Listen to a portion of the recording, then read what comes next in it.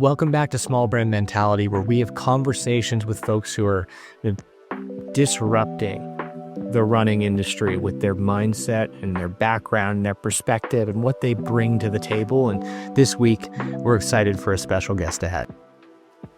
This week, we're joined by Townsend on the podcast. Now, you might be familiar with Running Supply. This is a platform that Cole created and doesn't take a ton of credit for, but does a ton of work to bring us the latest drops, trending styles, and what's next in performance fashion, as he likes to say. And the cool thing that we get to talk about today is how everything kind of culminated into what you see today for Running Supply and all of the kind of skills Cole picked up along the way to bring us this finished and final product that we love so much.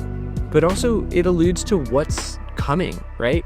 As the running fashion space continues to evolve, Cole is perpetually staying one step ahead. So please enjoy this conversation as we touch on everything from the different channels that he's created with Running Supply, just trends that he's seeing, who he's really into right now, and his predictions for the year ahead. So please enjoy this conversation with Cole Townsend of Running Supply. Cool. Well, welcome, Cole Townsend. It's good to see you again, man.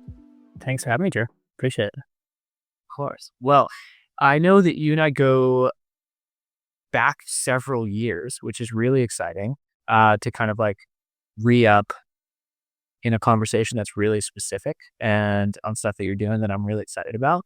But I don't want to skip past like the lore of Cole and bringing us up to speed before we jump right into Running Supply stuff. So I know obviously we met when you were post-grad, and I was post-grad as well. You ran at Williams and then entered the Boston running scene for at first at Battle Road, then Tracksmith Hares as well. And that's when we met. Got to know more about your, I don't know, just your positioning in like the intersection of fashion and running, just by the way you styled yourself, but also the stuff that interested you the most. But was it always something that was that apparent to you, or did that kind of develop over time?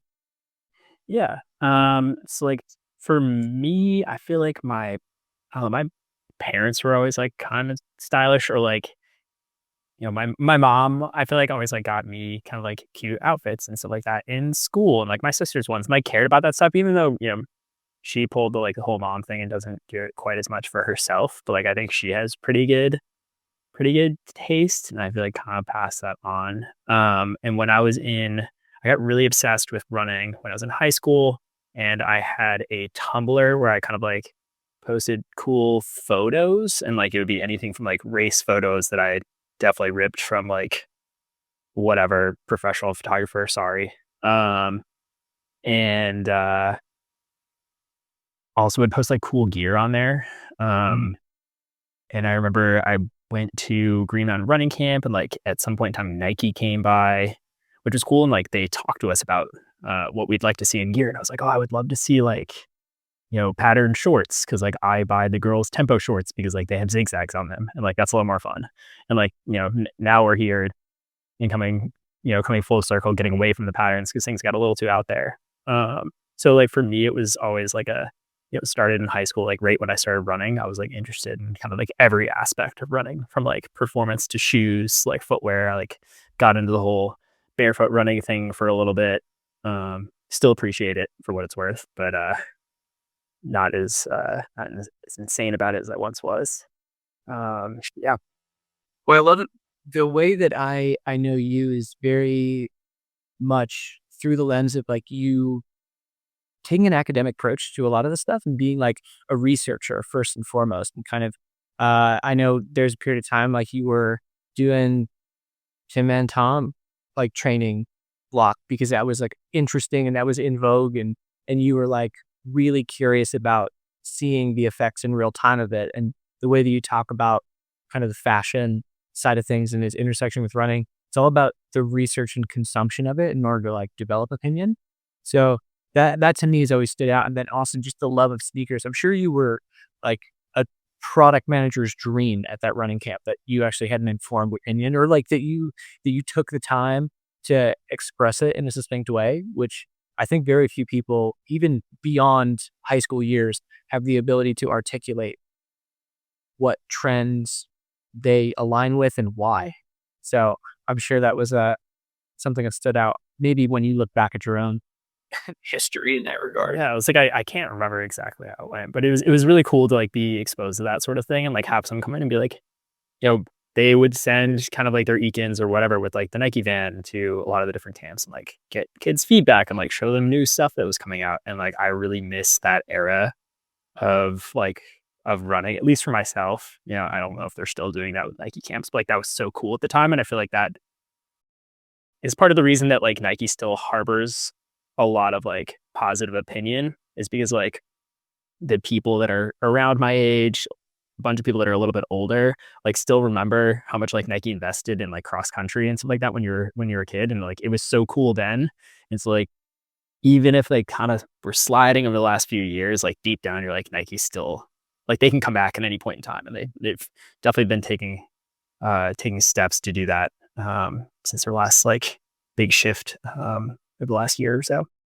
Yeah, there's so much nostalgia baked into those moments where I know even folks who have their team issued Nike gear still enjoy breaking out those t-shirts and shorts and tights with the logo on it that they received in 2008, 2012, 2015 and still appreciate like what it holds just nostalgically for them. But I also think of, relating to the shoe part of the thing that you mentioned as well, something that I know that you were working on when I left Boston, but now is your full-time gig, right? I know you as a developer, obviously, and you take a really visual approach to what you do, and but you made this like full-time switch over for to be the co-founder and head of tech at Soul Retriever.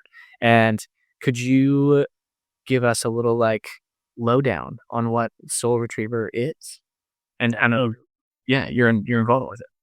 yeah. So Soul Retriever kind of came out as like a side project I was working on. It was not even a full time gig of the other guys. Like they were kind of working on other projects too, but I think they saw a lot of potential in it, and I came on to like help develop the project for a little bit and just kind of did it for free initially because I thought, like this is really cool. I would hate to see it fail. And they were kind of struggling a little bit with like managing a developer. So like I wasn't even like working. I was just kind of helping manage and like making sure that the stuff got executed. And then like started working a little bit more. And they offered to bring me on as a co-founder. And I was able to do that. And it was successful enough where I was able to like leave my other great full time job. But like I was very excited about taking out something more flexible and like being able to really sink into this project. So Soul Retriever is we've gone through a bunch of different phases, but when it started, we tracked all the different raffles and sneaker releases for, limited edition Yeezys and Jordans, and Nikes and stuff like that. So a lot of that information is sort of exists in a gray area or isn't necessarily public, or is just kind of like all over the internet. And so we aggregated all of it on our website. And we were like kind of the main source, especially for raffles. And more things moved to raffles as sneakers became more popular and like sneaker bots became more prevalent. A lot of companies started moving to raffles to make it a little more fair for everyone. And so like this is not a raffle. I want to like clarify for our listeners, like this isn't a raffle where you get something for free. You get the opportunity to purchase the shoe. Right. So it's like making it more fair to buy the shoe, but you're not getting the shoe for free.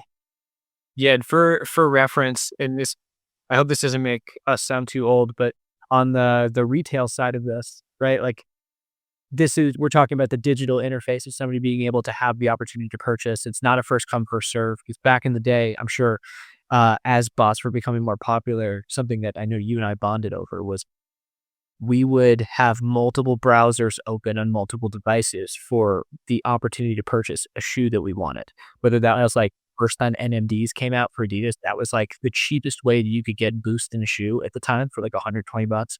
And I remember that was like my entry point. But then there's obviously like the big ticket items, the collabs with with celebrities and athletes, and the retail counterpart of that was like Bodega in Boston, a great place where like they're going to bring in some stuff that they're going to sell in person and some stuff they're going to keep online.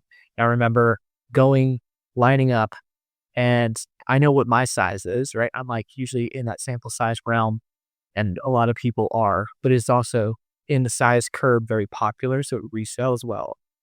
So a lot of folks would go find a way to get access to it, like pass the shoes out the back, pay a little bit more than I would retail, and they would resell it for twice the price. So I remember being second in line for a shoe launch and only to find out they didn't have anything between a 9 and a 10. And I was like, how's that? Unfortunately, not uncommon. Right? I think they've like cleaned it up a little bit more since that era, but there's a lot of that that goes on now. Now they do like it's a little bit more. Now they like send friends and family invoices and stuff like that early, so like it's a little bit more like people are still paying for it and stuff like that, but like they're kind of like rewarding the consistent consumer with like early access. Like a lot of people like aren't literally friends. They're not literally family, but a lot of them are like the bigger spenders at the store will get kind of early access to stuff. And like for that, I feel like that's kind of fair. Yeah. But the role that I see Soul Retriever playing is right, like an aggregator for sure, and a curator of those raffles, like you mentioned, and where to get them. Because in the realm of getting that one particular shoe, it might be a raffle on Essence, a raffle at Bodega, and a raffle on, let's say, Adidas for that particular shoe, and being able to say, like, these are the ways that you get in and enter it now. So it's kind of democratizing the experience in some regard, That, right? People access there. but that was kind of like our slogan for a long time was like democratizing like sneaker access because like we don't like support any sort of botting. Like we have we have a mobile app where we like track restocks and stuff like that, but like there's no like auto like checkout where it fills in your credit card or like goes any faster than like there's a few shortcuts, but like it's stuff that's accessible to everyone. It just like makes it a little bit easier, like puts it in the palm of your hand, but like it's not doing as much as like the bots out there. That was like a big sticking point. Like we wanted to stay like very much like out of the gray area of sneaker botting, and like make sure it was like fully above board with like everything we did. It's like a lot of stuff, especially in the sneaker world, it really isn't like kind of exists in the shadows. Like a lot of brands kind of know about it, and you know, it takes a lot of resources to do anything about it, and it's such like a small fraction of like although it has a big impact, it's like such a small fraction of like the actual buyer. And for these like bigger ticket items too, like they're making so few of them that like it generates the hype, it sells out, and like that's fine because like at the end of the day, they're making their bread and butter off of like the Nike Pegasus and like the Panda Dunk, not the shoe that has 500 pairs. Totally. Because they have to maintain some level of exclusivity in order to like keep the hype around it, right? So Right. yeah. Yeah. And when I think about some of like the aggregation and curation that you were doing there is right, there's these articles that you were producing that are, tied to you on the platform, just kind of showing off. I'm just seeing like they do overlap with something in the running industry, like the Puma Say Sky collab, right? Just showing people more information in an article sense and where to get that particular, but then also in the realm of like some sports style stuff, like Solomon collab for a lifestyle shoe, or the Kyrie Irving Anta, the latest edition of it, right? So expands beyond a singular vertical, but it's kind of generically in this realm of like hype, which is really cool to see how things developed in the direction of what running supply now is, which we're going to get to. But I think like even before we get to that, there's two articles that stand out to me from Business Fashion that specifically call you out by name. And I feel like it was a launch pad for the platform that you're building, and just kind of harking back to all the work you've done as a curator to get to this point and be a credible source.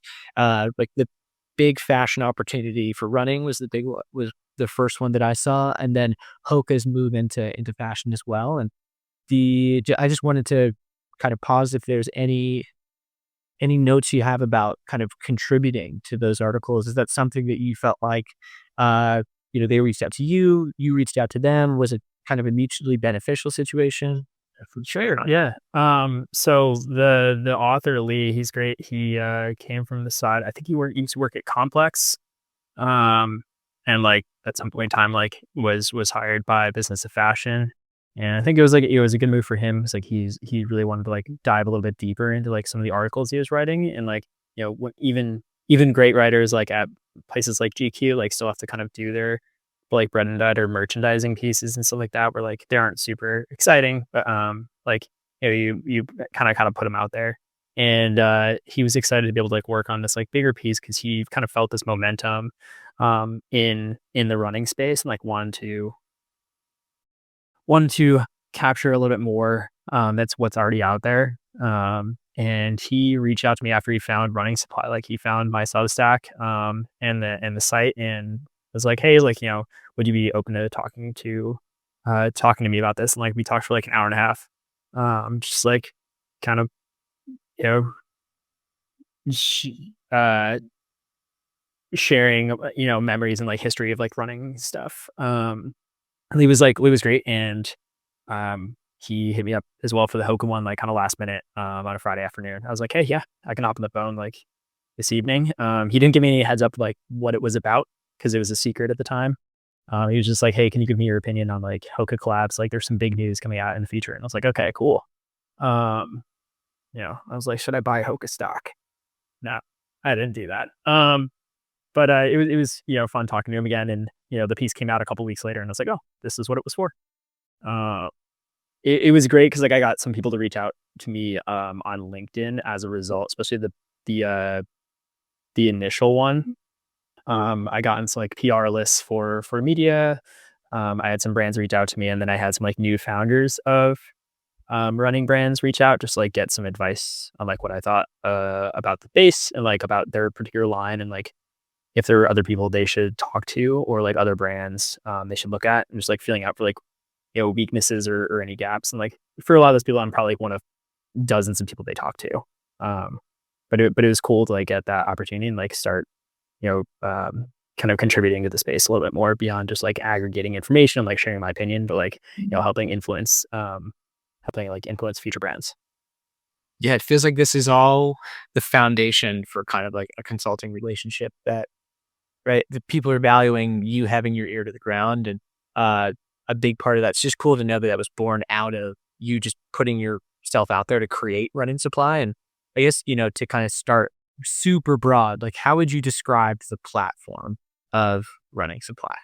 Yeah, so the site initially started just like I felt like experimenting with some new like web tech, and I'm a software designer and developer first and foremost, and I kind of been thinking about like doing there are a few sites like this that are like curated collections of just like whatever products. Like a lot of the times like they're for you know developer like desk setups or just like cool clothes or whatever.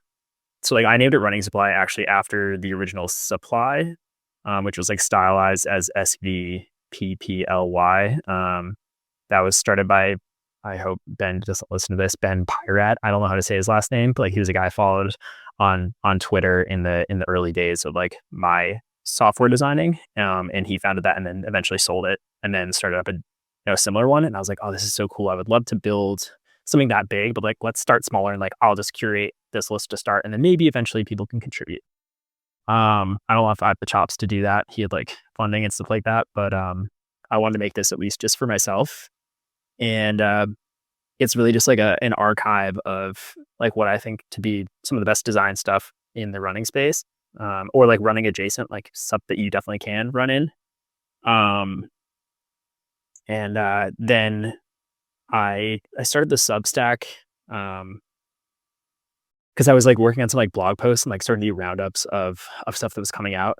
And initially, it was like a couple years ago, I thought about doing sort of a Substack on this and didn't feel like it was necessary. I was just like, oh, there's Runner's Highest and they do that.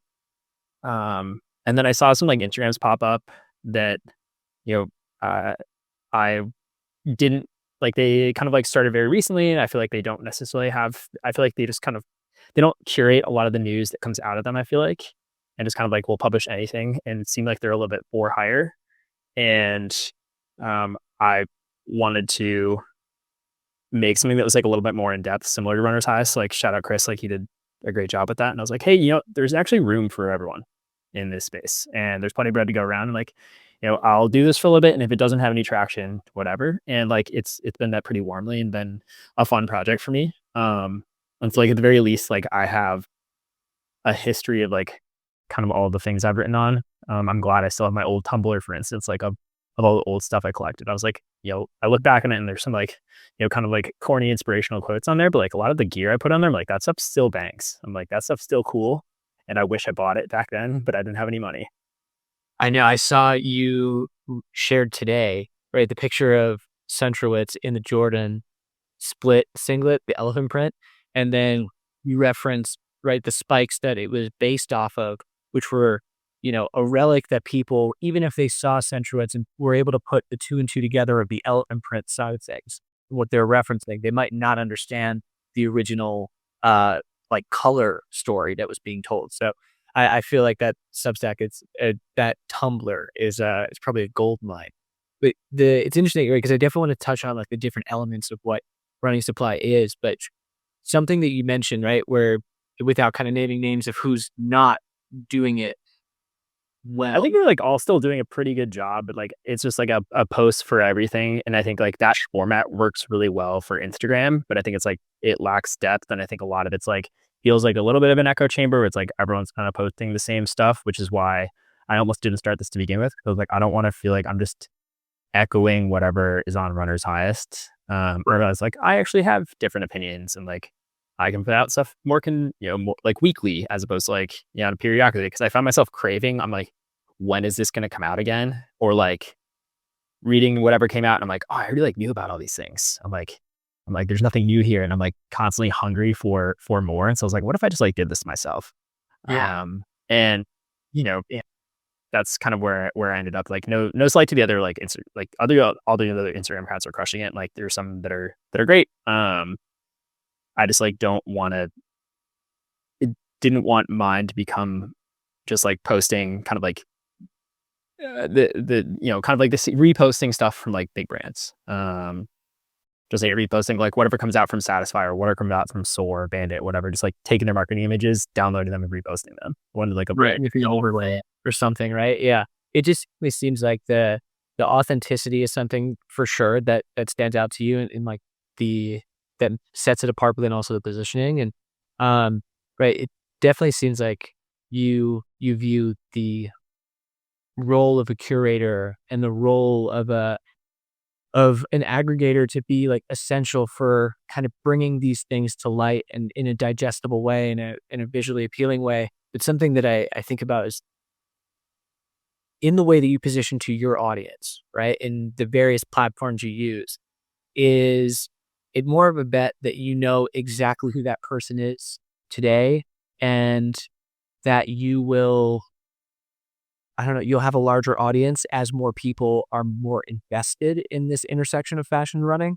Or is it more so the brands that you are featuring providing the lift because of what they're doing, right? So is it more, I guess a better way to ask the question is, do you think is it the content itself that will allow the platform to grow, or is it more a symbiotic relationship with what the brands are doing? And if it's interesting, that allows people to find you and help grow your platform.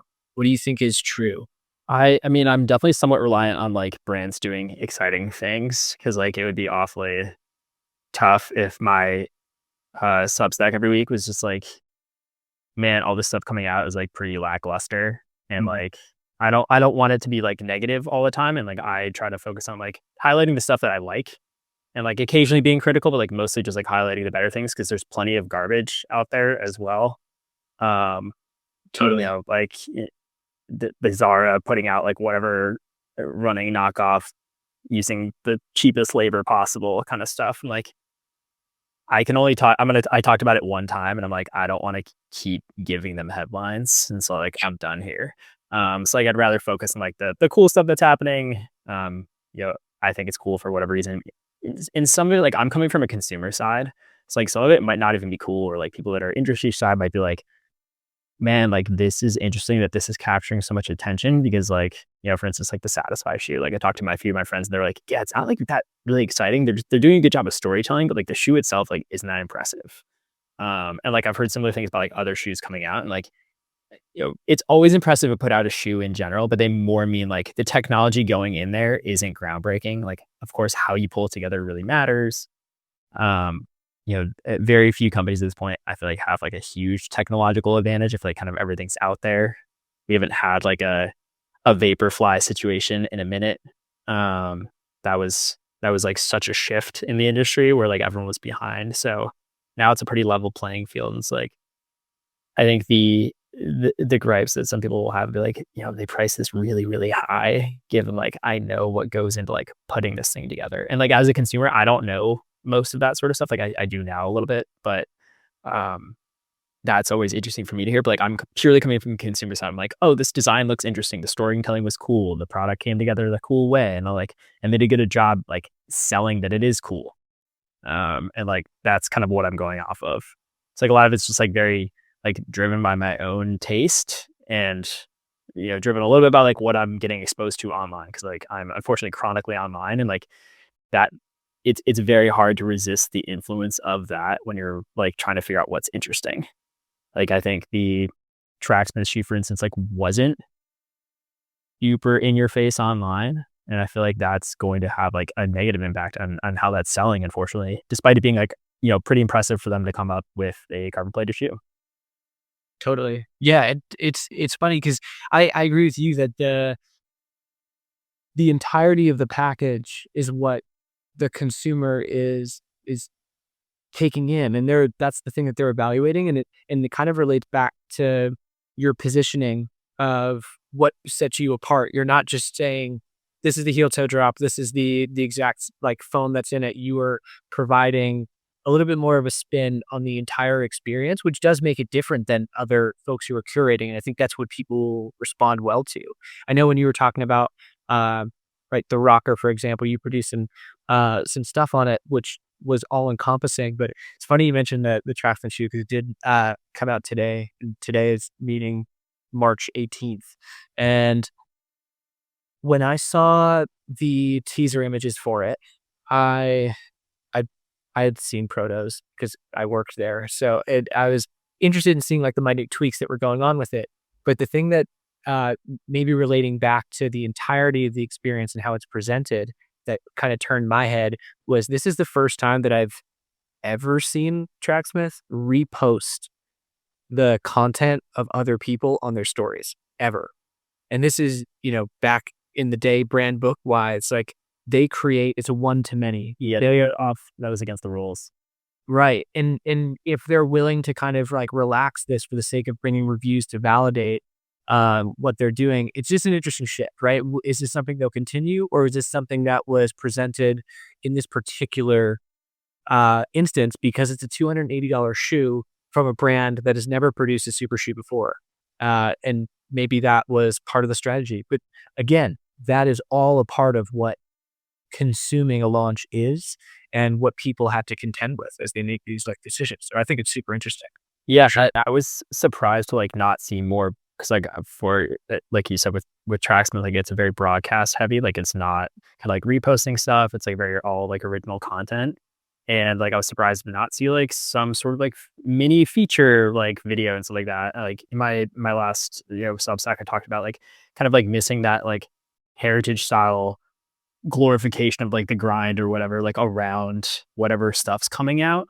And like a lot of people maybe got sick of that over time, but like I think it's still Tracksmith's kind of bread and butter and like it's still cool. And when they put together a video, it's like still looks really good. Like the production quality on all this stuff is so good.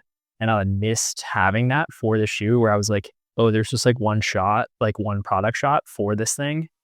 And I wasn't seeing like the as much of production around it. So I was interested to see if like maybe more comes out of that closer to Boston.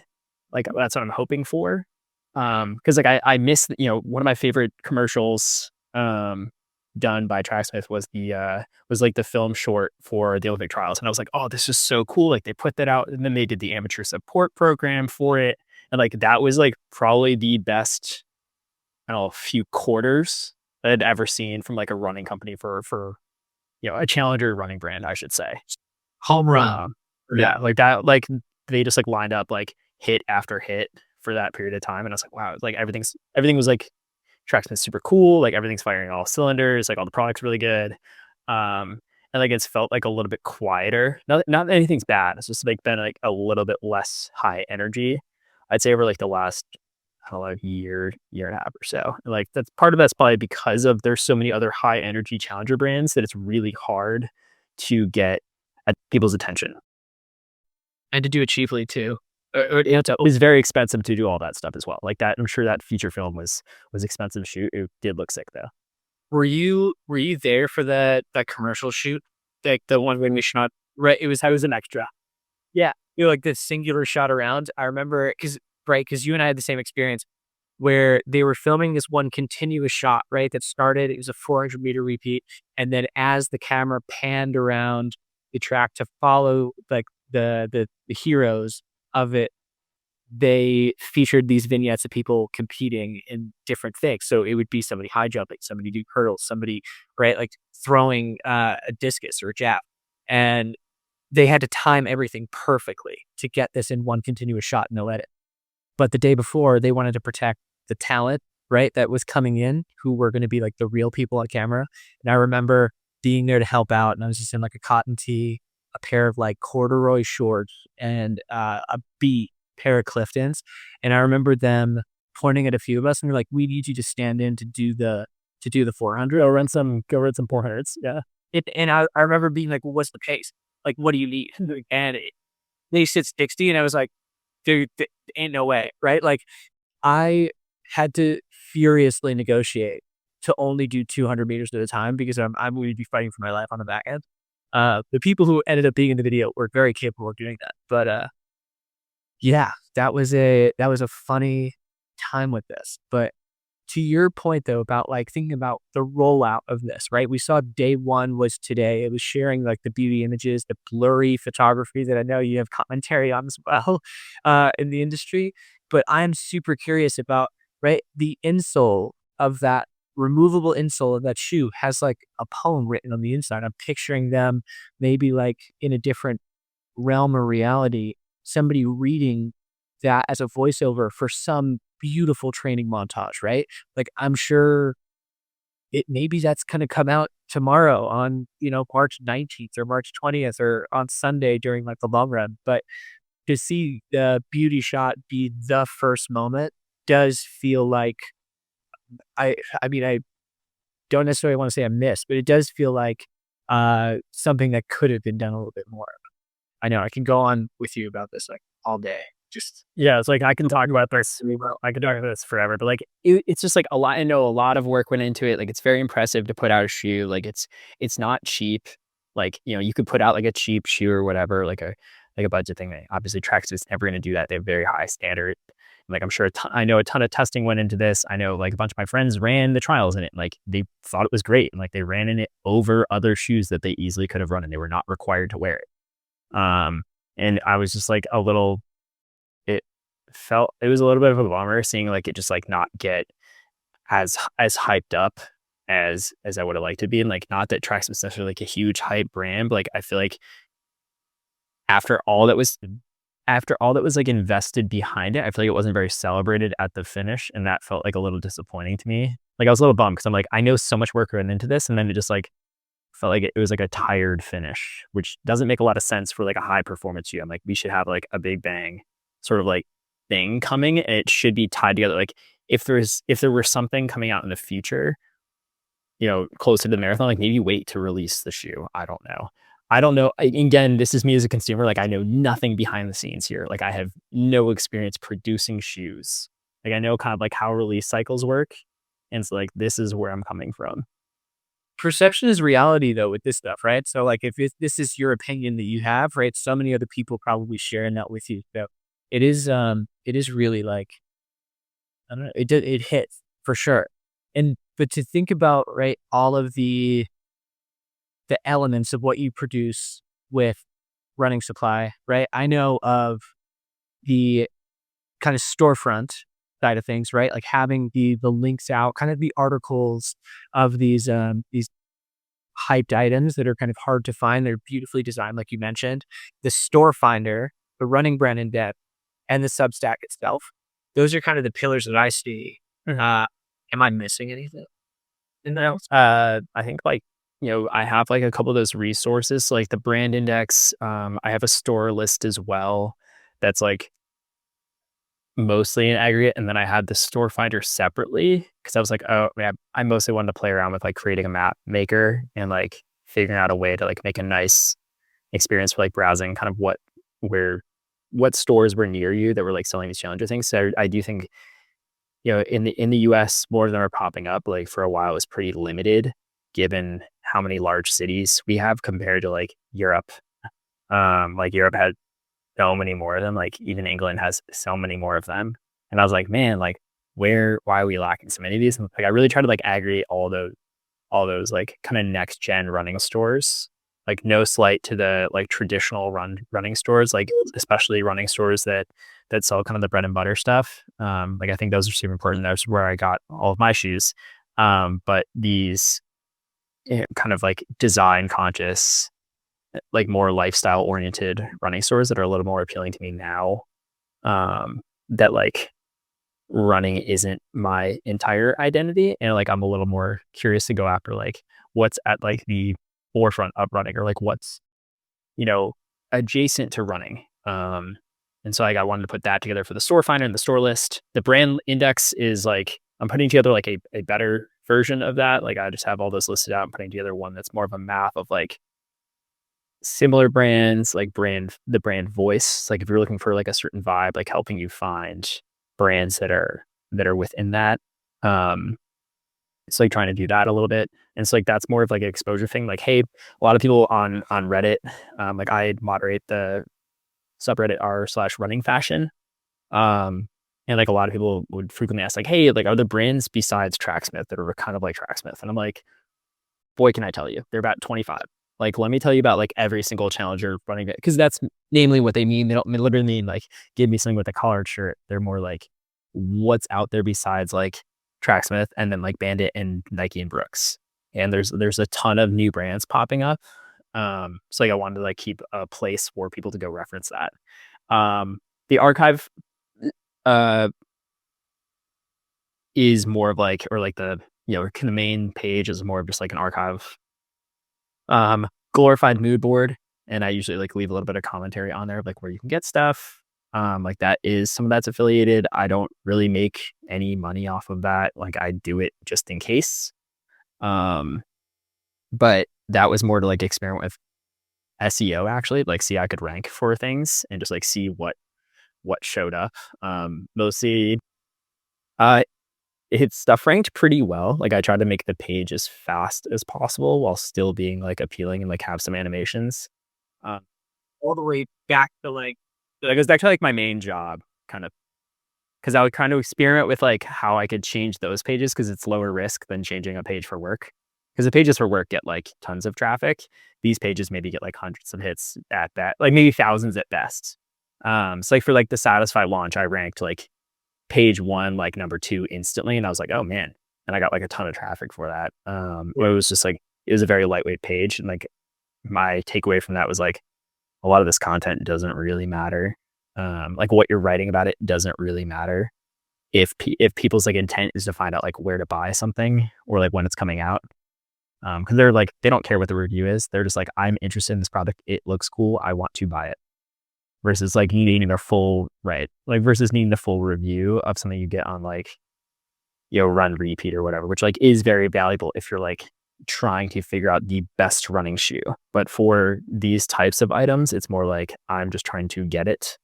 And like any sort of like color commentary ad is like, because I want to. And now I also have an archive of like stuff that I like where like I can come back to it as well. And I know like some friends at like brands have used it as like inspo boards or like mood boarding for work. They're like, oh yeah, like look at this like one product. It'd be cool if we like incorporated like some of these aspects. That was cool to hear. So like that's like the website side, and then the Substack was making sure like I can like get more consistent content. And I was like, yeah, I originally started it just to drive traffic to the main site, and then I realized the Substack is much bigger than the main site, and so now it's kind of the inverse, where like I try to use the running supply archive site to kind of drive more traffic to my Substack. And like not all of this is like traffic driven necessarily, but I think a lot of people just like haven't heard of my Substack, and they're like, "Oh yeah, I love this. Like, I wish I'd heard about it earlier." I hate like reposting it, and I'm bad at like promoting stuff online for myself. Um, it feels bad, like to me, and I kind of got to get over that. But yeah, so like that's kind of like the four branches of that. Yeah. It's so cool to think about how this is kind of just a massive sandbox for you to test theories and kind of skate where the puck's going in that regard. And it does kind of build out even more facets of what kind of the consulting arm of what you can do for brands and agencies just from being able to test things out and to reach these conclusions with like hard evidence is super cool. I know the right, like I was most familiar with the archive side of things first, right? Since that was the first thing. And then I love the idea of I remember bouncing around and seeing right like the running brand index and kind of discovering the like archetypes that you create for these things and just digestible ways for people to understand before they click through and go to the about page and go to the social and then go to the copy on each of the product pages, for them to understand kind of what the aesthetic and execution of those things are. And I love the store finder just because the to your exact point, if you were to exist in a vacuum, you maybe be aware of national chains, right? In the East Coast, we know, or Northeast, we know Marathon Sports. Fleet Feet is a national chain that just like keeps growing and growing and growing. You might know like the next step in that direction might be outside of local running stores that are like really beloved to us, but you might know of like the Loop and Renegade and those kinds of Yeah, like I mean, I honestly think if you went to LA and you search for running store, you're not gonna find LSD running, and you're not gonna find Renegade like pop up first. Like you're gonna find like much bigger stores that are more popular that the average person goes to. And like I think you know, I don't think those stores are better than the average person. I think plenty of the average people like would love going to those stores and be like, "Oh, cool, these are different than the average running store," and like I enjoy going here. Like you still probably want to go to your Fleet Feet or whatever to get like a shoe fitting and like get some like expert opinion and stuff. But like if you want to see some different products or just like go talk to Victor, like he's super friendly. About cool running designs or like running history. Like he's down to chat, and like those are they're great like organizing spaces as well. And they like do a lot of like community stuff, like organizing runs. And I wish more of those kind of like they're flirting with like the idea of being kind of like a third space for like a little more dedicated to running. It's like not a not a true third space like a bar or a library, I guess, but like a third space where like you can go and hang out and you can buy running stuff. They don't honestly care if you do. Like they are running a business, but I think that's not their primary goal is like they do it because they want it. Which is cool, and like it's a luxury to be able to do. It's awesome to be able to do that. yeah, you have like the slow burn aspect of focusing on community first and community spaces and instead of just being able to push product with X% off. And just yeah, I love the idea that all of these, let's say challenger stores are taking on that are design focused, like you mentioned. But yeah, I've been like referring to them as third wave running stores, and like maybe they're maybe they're even fourth, like a more decent to fourth wave running stores, like fourth wave coffee shops being like the micro coffee shops, not the not the blue bottles, but like the like for me locally, like Little Wolf Coffee or like 1369, like that sort of stuff. I'm trying to think of more nationally popular ones, but like if it's nationally popular, it's more of like that old third wave. And I think these are like very, very localized sort of. They're like famous locally, and like some of them get national attention, like the Loop, like Mill City, honestly. Or like they're nationally known, but like it's a local store and it's like loved by the community. And I think that's part of the part of the appeal too, of them nationally is like that they're so like I know that people love Mill City locally, but like I also love Mill City because I love how much they are loved. right. Flapjack Friday at Mill City is like the most heavily attended random Friday morning event that I've ever seen at a running shop that is hyper local to an area. But yeah, yeah.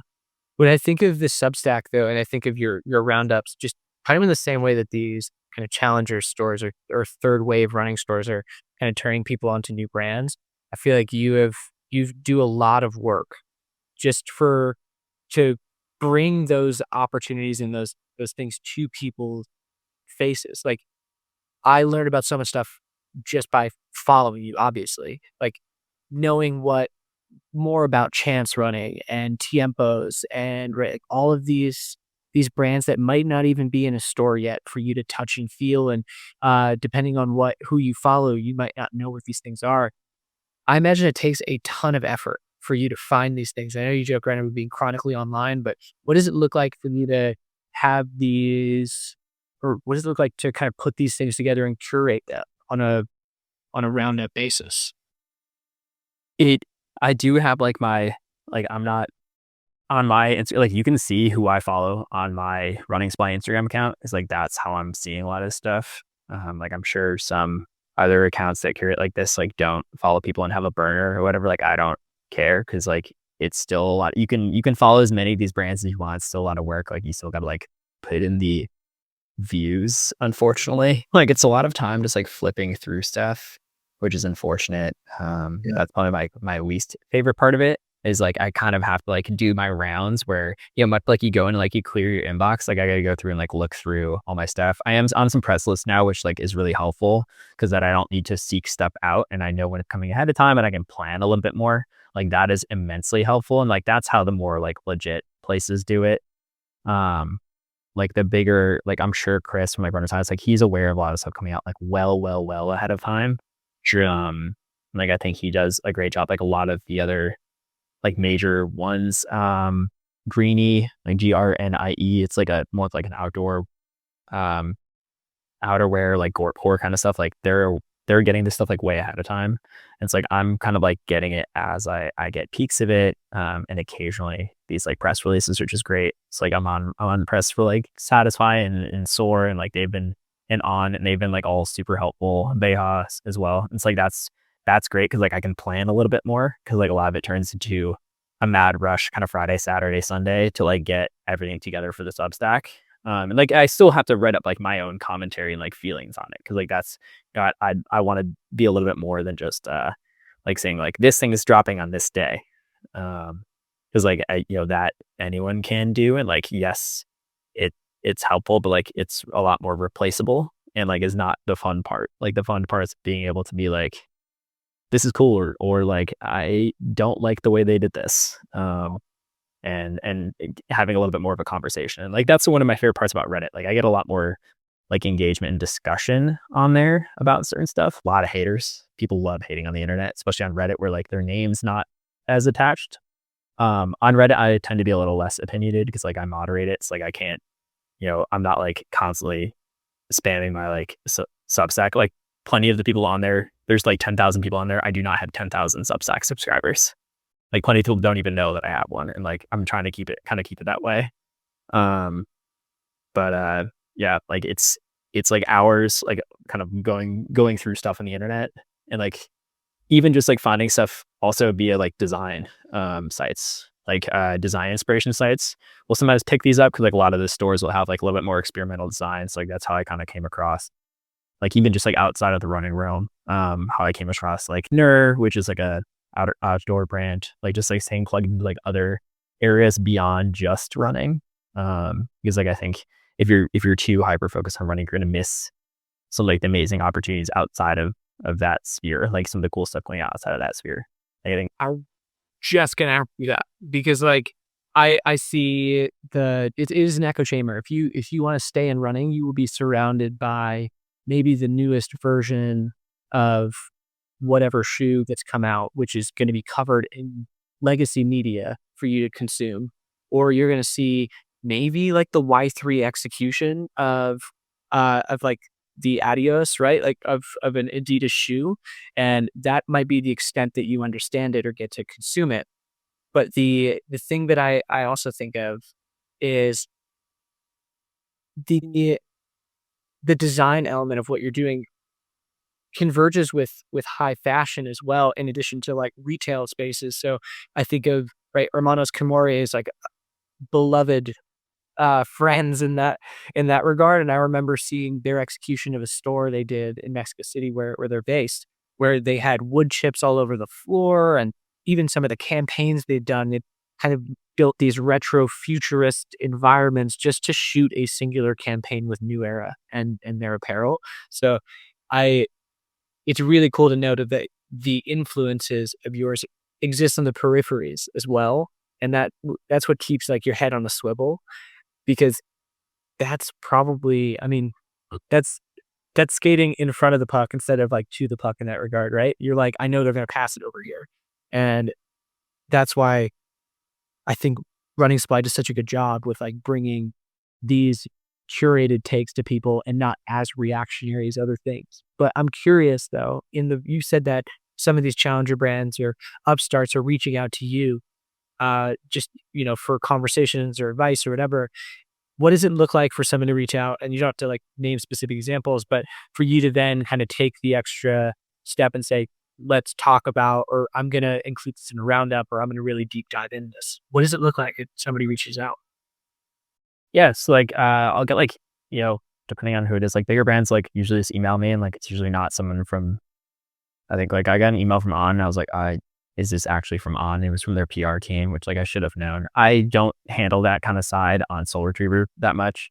And so I was like surprised to see an email from like a non-On domain and be like, there's so many spam emails that go out now that are like official New Balance collaboration or something like that. Like we get a dozen of those. Like I'm used to just like immediately archiving or deleting them.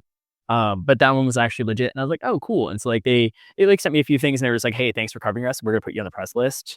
And like that was great. And like I didn't need the stuff, didn't ask for it, and like the press list was honestly the most valuable because it saves me so much time versus needing to like comb through everything that's getting put out, or like constantly check websites and stuff like that. So like that was great. Like that was the biggest gift, and it doesn't cost them anything. I'm like kind of careful. I'm not necessarily careful with like taking stuff, but I'm careful with like if I get then stuff, like I only will share it in the Substack if I think it's like really share worthy. I might cover it regardless, but like I might not necessarily put like my opinion on there. Just because like I don't want it to be like I'm like pushing product. Like I don't have any affiliate deals with any of these places. Like I don't get paid by any of them. I want to be like more of a third party. And like if I get stuff early to try, great, and I can give an opinion on it. That's like a little bit more informed versus, for plenty of stuff, I'm just like, hey, these look cool.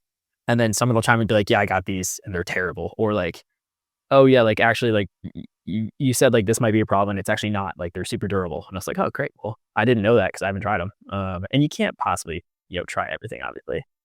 But like I do my best to like do some due diligence. And I think it's helpful having Reddit as a resource too, where like I can be like, yeah, like a lot of people love X product. So like a lot of it's like, get the official email channels. Occasionally it's DMs. On Instagram that's a little less common. Like my Instagram account's not that big compared to the Substack, I would say. But I've gotten a few DMs from people and they're like, hey, like would love to connect with you and just like get your opinion. On Reddit, I got like a mod mail thing where like a guy wanted to run a survey. And like because he was an active member, I was like, cool, yep. Like happy to let you do that. Normally we filter that sort of stuff out. But it was like a active like trail runner, so that was cool. But yeah, like sometimes even just like word of mouth, like I'll get a text from a friend that's like, hey, someone reached out and they were like interested, see if you get your take, and then we'll do like FaceTime, and like that's kind of it. Yeah, I've talked to like a number of like big and small brands, and like I don't charge for any of this. It's just like right now, like I'm happy to give people my opinion. And I like, just like love connecting with a lot of these people. Talked recently to the folks at Receipts, which is like a new, it's a husband and wife like collab studio. Like they're working together on this like little startup, which is super cool. Not that little, like actually like little for now. But they're doing kind of like a training as like currency sort of thing where you get perks and benefits and like early access to products and stuff like that by logging your work as, which like a few people have tried before, but like I thought their design was really cool, and like I was just like happy to chat with them. Cool. That's great. And I feel like the relationship you have to these brands kind of sits between media and kind of in an influence perspective as well, right? Like it's not in the sense of like you doing Get Ready With Me is with like particular, Apple, but the influence that you contain through the channels that you've built, where it's kind of there's personality behind it and editorial curation, which to me skews like the influence side, but it is still objectively media facing as well. Because I feel like we're just in this really blended space right now where like for another person that I know we both know and love, like Tommy Runs, right? Is another person I think of who sits in the blended space of media and the blended space of influence because of just relationships that he has to brands. And you just want to know, like, in operating in this kind of amorphous space, or maybe just this amorphous time, do you have any opinions about like the roles staying siloed, or if this kind of blended space will continue? What kind of things do you think will take place in it?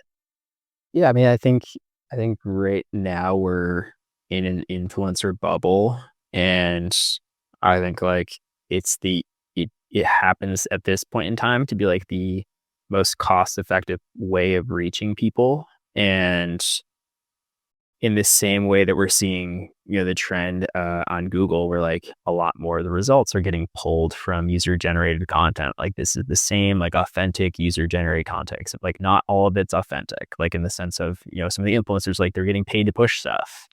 And I'm not for this, and like don't plan to be. I think that I lose like the whole cool factor of it, and like I don't think this will ever be my full time job. Like unless I'm doing consulting, like then that's fine. But I don't see this ever becoming my full time job. Then it becomes work. Right now, it's play, which is great, and I'd love to keep it that way. Recently, like Blackbird Spy Plane talked about kind of like their policy. Like they don't do any affiliate links. They take no gifts. They exclusively purchase all the products if they get them at all.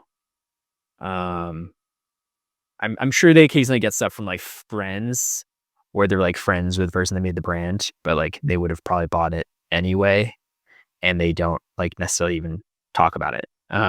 They mostly just like interviews with uh you know fashion founders, I guess, or like designers and stuff like that. Like I really respect like with how pure they're able to keep their thing. I probably won't be like that because I would love to cover my hosting costs for running supply, and like if I get free running shoes and free gear, that's dope. I'd love to be able to give more of an opinion on that because there is a performance angle as opposed to like this is my style or whatever. It's like if they're for Blackbird Spy Plane, like they're big fans of Evan Kenori, and like I don't, you either like Evan Kenori or you don't. It's not as much of like this thing like causes blisters on your feet when you run 40 miles. So like there's a little bit more of like a testing angle where you can be pretty objective about certain things versus being like, this is my style or not, or like this is cool or not. Yeah. And like I'm already opinionated about things, and like I'm not being given them. It's just like this is my take on stuff. It's like I do want to stay, at least for me, like that's how I feel. And so for the space in general, I think we're going to still see it be super blended until there's a more cost effective way for brands to reach people, and then influencers will die out. It definitely like That's a pessimistic view, but totally. I feel like that knowing your kind of stance on the payment aspect being like a trigger for definition is definitely interesting for me, right? And I can definitely like agree with that. Of when somebody's being paid to post, right? That definitely changed the nature of the relationship to their audience for sure. And there is that purity of kind of staying more so in media by taking a more objective opinion and having a different relationship to brand and product as a result. So I totally get it. And I've been, some people DM me often when things go awry in the influencer world, because I remember expressing an opinion in 2023 that I was like, there's going to be a bubble that's going to pop with influencing in like 2025, 2026, because my prediction, and maybe I'll cut this out because this probably won't reflect. This could be like a little bit of a hot take, but my prediction is that more brands are going to work with the same people because of their perceived influence based on follower count and engagement, or the perception of it. So imagine right now you have a large swath of people you could work with who are, let's say, different degrees of credible in space, in the niche. And there could be an evolution where there are fewer people that are nominated and elected as like the knowers and sayers. And when on Friday, somebody's telling you that the Hyperion Max is the best shoe they've ever run it, and on Monday, they're telling you that the Pegasus Turbo is the best shoe they've ever run it, the best shoe ever created, their impact dissolves. And the price to work with those people, despite, I think, a crash that they'll kind of bring about to their own world, the price of working with them is going to be so high that people will just walk away from it, from a brand. I think it's some degree, like eventually people get too costly. I think influencers have it great right now, where like they can charge, they're not operating like normal businesses. Like a lot of people don't have any sort of background in business. If they don't, and if like they don't have like a manager or something like that, like a lot of them haven't had like normal jobs, like not to like flame the Gen Z people. They had it very tough with like COVID and whatnot. And like online influencing became like a great way for them to make money. And so like, I don't, no slight in like trying to get your bag, like you got to pay rent and stuff like that. But I do think there's much like the generations before me felt like we were entitled and like we're coming in asking for too much. I think a lot of them they're asking for what they have been getting. They've been asking for a lot and they're getting it. And I do think the hammer will come down at some point in time where people are going to like want to see real metrics and like want to see, which is very hard. Like as businesses, as there's like any sort of, retraction, we're going to see like the influencer stuff kind of get cut when they don't have metrics they can reflect on. And like at these larger companies, this is getting in the weeds a little bit, but like if you're on the marketing side of your company and they're like, okay, you spent $20,000 on influencer campaigns, like what needle did it move? And you can't point towards any like hard data.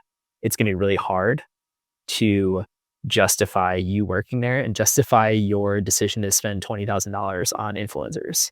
And I think there's like kind of a general understanding right now that it sort of works, and a lot of the platforms are making it easier for those metrics, I guess. But yeah, I don't really have like any sort of direction with this beyond being like, if there aren't metrics to match it, it's not going to be a good investment when there's not a lot of money going around. Like when investment money isn't cheap and you're trying to grow, then like the stuff that can't be measured won't be bought. Yeah, definitely. There's going to be that kind of reckoning of brand led relationships with folks with influence and performance led relationships, right? Where I think we're definitely talking about the when we talk about like ROI, it's definitely performance based, like the return on investment. And I think like, right, not to walk back my opinion, but I think to soften it slightly, right? Something I do believe is the relationship to folks with influence is just going to evolve, and we don't know what that will be yet. But it's likely that, right, folks with influence will always play a role. It's just a matter of like who they are and how they reach their audience, and like the formats for doing so. That all of that was like so liquid. Yeah, it's fluid. That's the thing where I'm like, I'm curious to see what the next iteration of it is, because I think this chapter is something that's kind of under fire right now for sure. To your point as well. Yeah, I mean, like I think the top thing for like I think Substack right now is like kind of hitting its not necessarily a fever pitch, but like it feels like Tumblr did in 2010 for me. Or like there's a pretty cool, like there's a good community on there. There's a lot of stuff taking off. I think we are starting to see some of the I'm gonna call it trickle down because like it's not as big of a platform. Like you're starting to see some like the LinkedIn style posting and like Twitter style posting like notes and stuff like that. But I think we still have the purity of like the long form post on there. But like we're also seeing, same way with like the longer form content.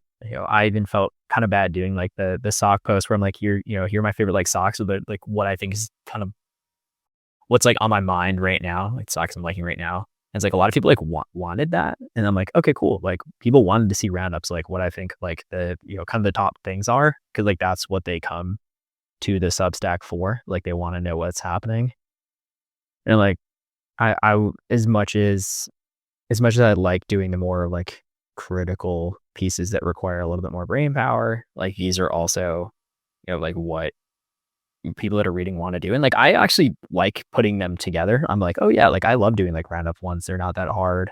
I can like share my opinion on like a handful of things.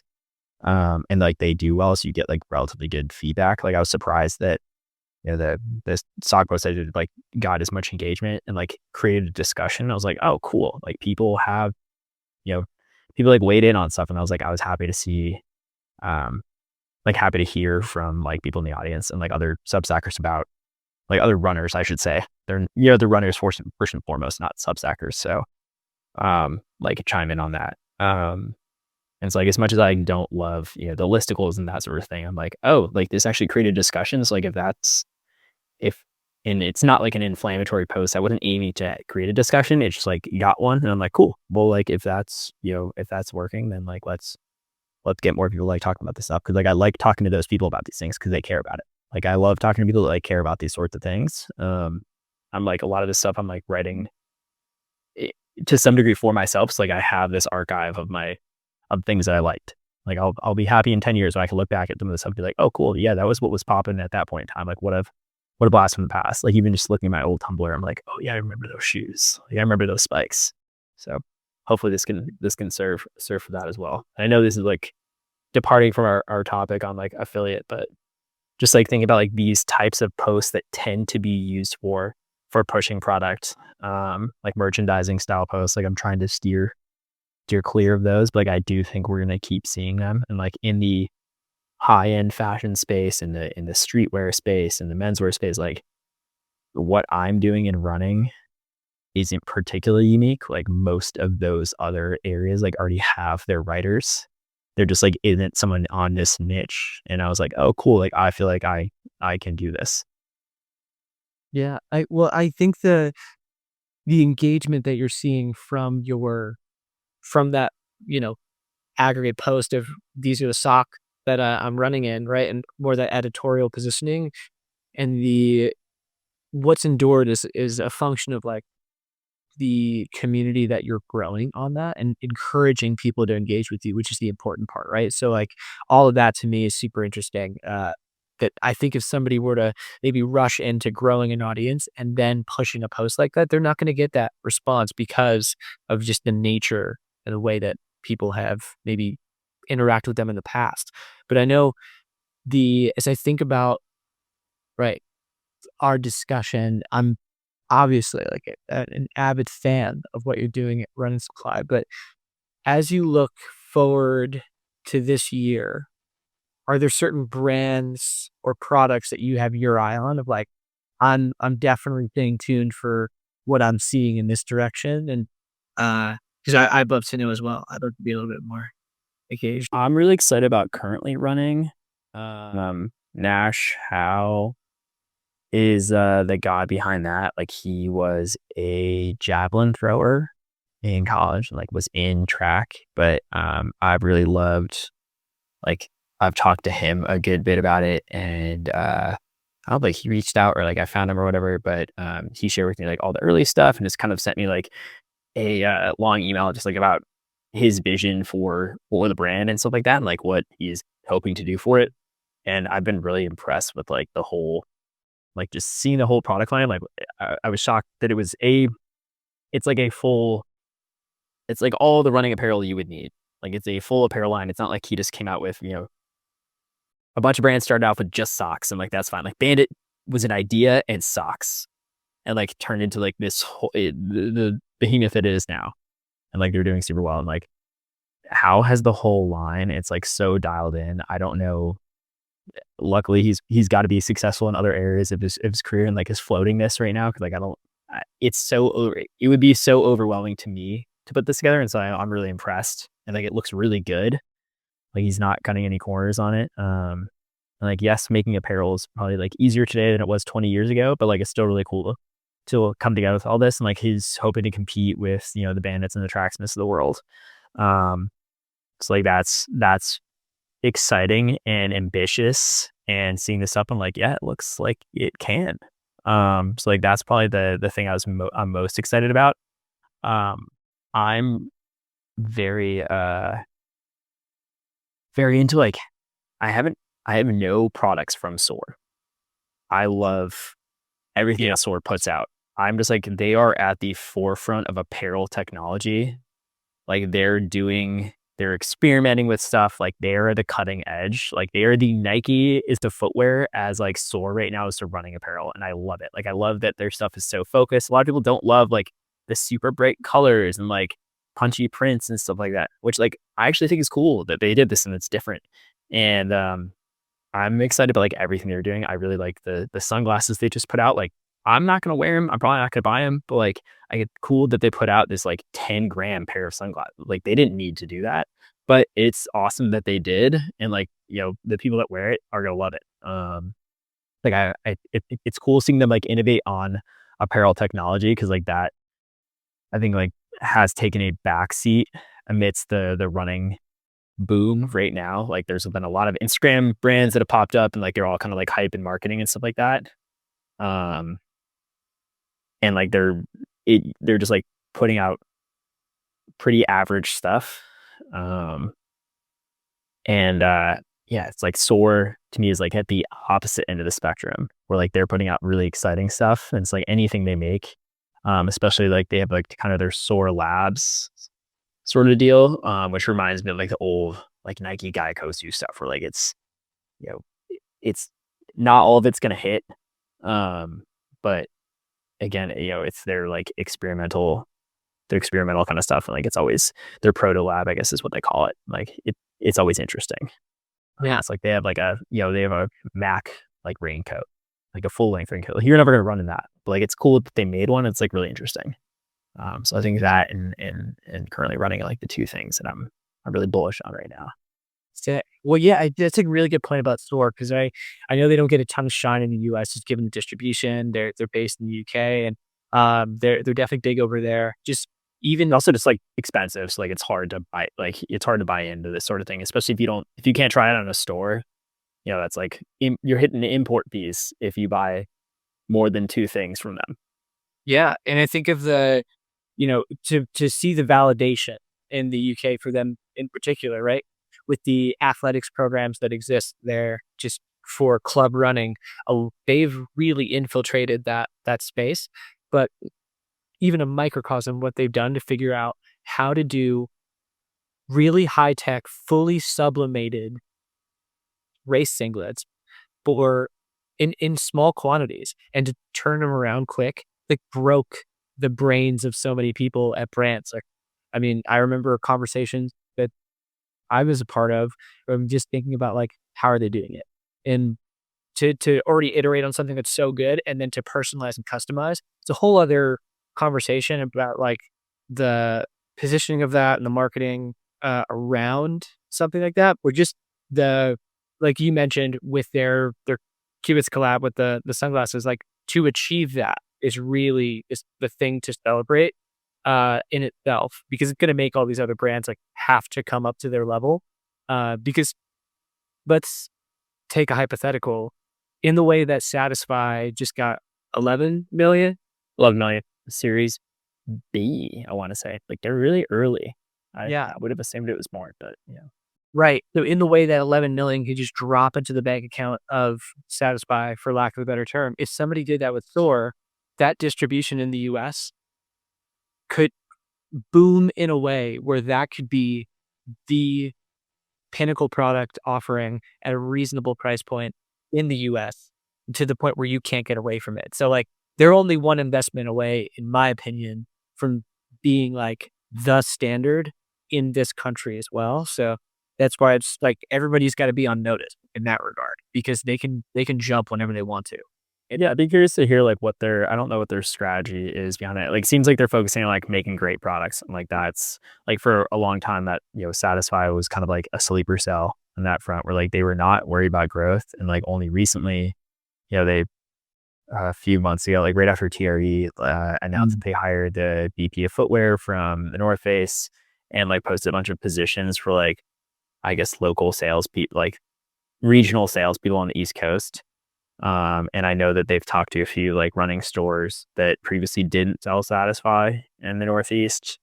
Like contact them to like start talking about carrying them. Prior to that, like you needed to be a Renegade or an LSD or a Loop type store in order to carry them. They were like really, really picky. And now they're like looking to grow more. So it'll be interesting to see with that growth, like if they can kind of keep their cool. I do worry they're gonna like fall trap to what Tracksmith and Bandit have, where like once it kind of blows up and becomes a little more mainstream, it'll have like a 3-year sweet spot, and then like become a little bit of a meme, I guess, or not like a meme, but like become a little bit of a we'll lose the cachet because like it's no longer this like kind of cutting edge, like inaccessible thing, which is kind of what they sell. Like it's inaccessibly priced. There's very little of it. It sells out and you can barely get it in like a lot of places. So like without that, like what will they have? I hope they do well. Like I like all the Satisfy stuff I have. That I get it all secondary. That's good. Or pretty good tool. Big fan of eBay shopping. But yeah, like I've with Soar, like they don't seem concerned with U.S. growth. Otherwise, I feel like we'd see more stuff kind of pop up in the U.S. Like they'd start like Satisfy's always had some sort of influence in the U.S. trail scene, and so like it's somewhat of a known entity. Like they show up in USGQ and that sort of thing. Like they show up in Runner's World. It's like they're not unknown, and like Soar hasn't had that same sort of impact on the news and media side. Good point. It's like they might be okay with being, in Europe and the UK for now. Yeah, it's a great point, man. It's but I think about like for us to stay up to date with everything you're working on Running Supply. Can you shout out some of your? I'm always gonna put the stuff in like show notes and out for people to consume. But how can people stay up to date with what you were working on? Yeah.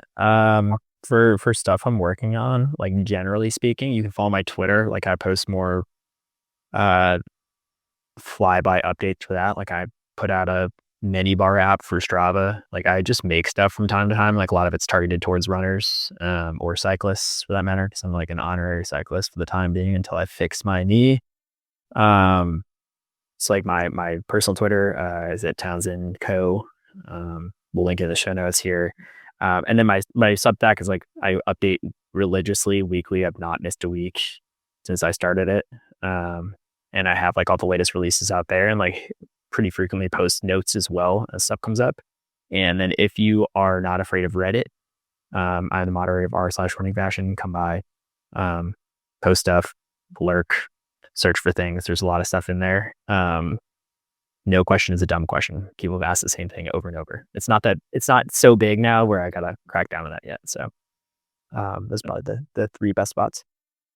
That's cool. I know there's so many different ways for people to kind of challenge themselves a little bit more in the space, like whatever they want out of their relationship to like running in the fashion intersection and how deep they want to go in the pool. It seems like there's something for everybody, which is really sick. And I appreciate all the work you're doing to kind of curate those spaces for us. Yeah, like I know I went into like a lot of the stuff too, like is like a lot of the outfits and stuff like that you see are like for their For You page and like for Instagram, like where like they're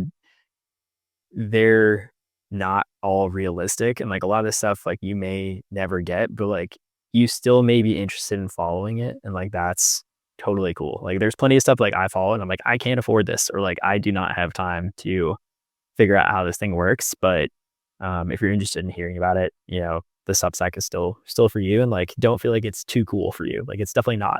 A lot of people are like, oh, I can't pull this off. Like you also don't have to, and like just because it's coming out doesn't mean like you need to get it or like need to be like, yeah, that's my thing. A lot of the stuff I'm just like trying to make people aware of. And like some of the stuff will hit, some of the stuff won't. I think that might be the intro to this, that particular invitation to everybody. But yeah, Like, and the dads and moms like running at 6 a.m. like do not care about wearing status. Like they're not going to be wearing Satisfy, and like that's totally that like their grind is still admirable. Like they're hopefully wearing like their kids, high school cross country hoodie. And like that is just as cool and probably more authentic than wearing like whatever the latest District Vision or like Thor thing that came out.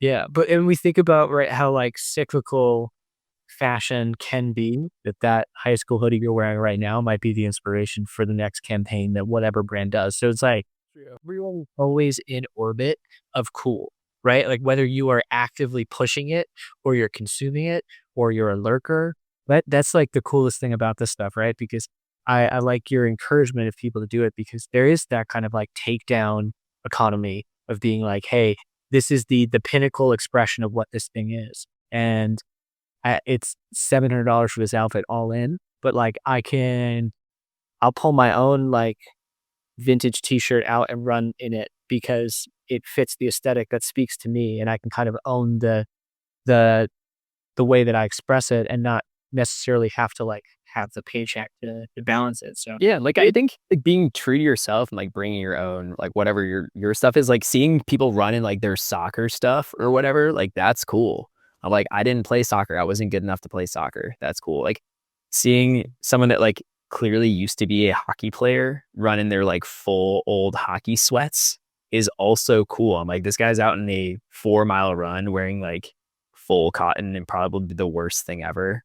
And like, it is cool to see that. And like seeing someone out in like shorts over tights, I'm like, I used to do that. Like this person's like early on in their running journey. And like, that's still like, none of it's not cool.